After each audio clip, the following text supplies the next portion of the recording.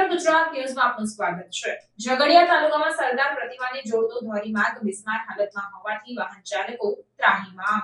ભરૂચના ઝઘડિયા તાલુકામાંથી પસાર થતો સ્ટેચ્યુ ઓફ યુનિટીના સ્થળને જોડતો ધોરીમાર્ગ દિવસે ને દિવસે અત્યંત બિસ્માર બનતો જતો હોય વાહન ચાલકોએ ભારે હાલાકી ભોગવવી પડે છે।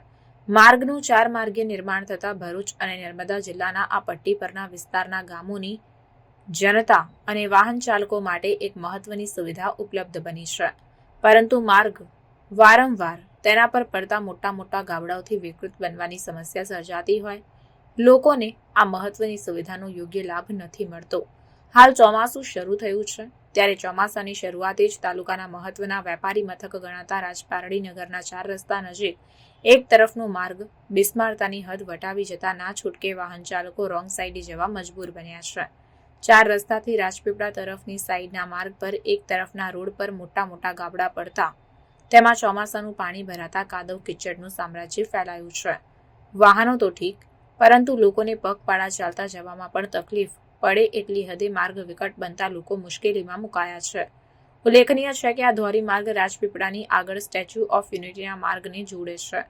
વળી રાજપીપળાની આગળ બોડેલી છોટાઉદેપુર તરફના વાહનો પણ અંકલેશ્વર, સુરત, મુંબઈ તરફ જવા માટે આ ધોરીમાર્ગનો ઉપયોગ કરતા હોય છે।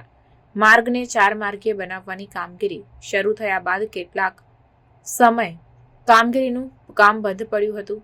તે દરમિયાન જ્યાં માર્ગની કામગીરી પૂરી થયેલી હતી તેવા સ્થળોએ માર્ગ ગાબડા પડીને બિસ્માર બનતા આ ગાબડાઓ લોકો માટે તકલીફરૂપ બન્યા હતા।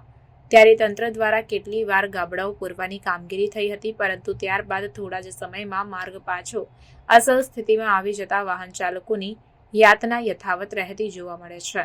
લોકચર્ચા મુજબ માર્ગ દુરસ્ત કરવાની કામગીરીમાં નામ માત્રનો ડામર ઉપયોગમાં લઈને માથા ઉતરતું દાન જેવી કામગીરી કરાતા માર્ગ પરના ગાબડાઓ પાછા અસલ સ્થિતિમાં આવી જતા હોય છે।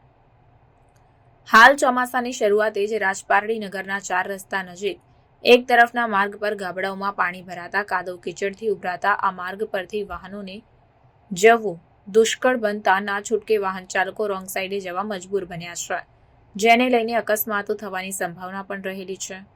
આમે આ ધોરીમાર્ગ અકસ્માત ઝોન બની રહ્યો છે, ત્યારે માર્ગ પરના ખાડાઓ વધુ અકસ્માતોને જાણે આવકારવા બેઠા હોય તેવી સ્થિતિ હાલ તો સર્જાઈ છે। ત્યારે આ બાબતે યોગ્ય કાર્યવાહી કરવા તંત્ર ક્યારે આગળ આવે તેની રાહ જનતા જોઈ રહી છે। Reporter Arif Diwan, secular Gujarat news, Bharuch. સમાચારોની અવનવી અપડેટ્સ માટે જોતા રહો સેક્યુલર ગુજરાત ન્યૂઝ। સાથે સેક્યુલર ગુજરાત ન્યૂઝ ચેનલને લાઇક, શેર અને સબસ્ક્રાઇબ કરો અને બેલ આઇકોન દબાવીને સમાચારોની ઝડપી માહિતી મેળવો।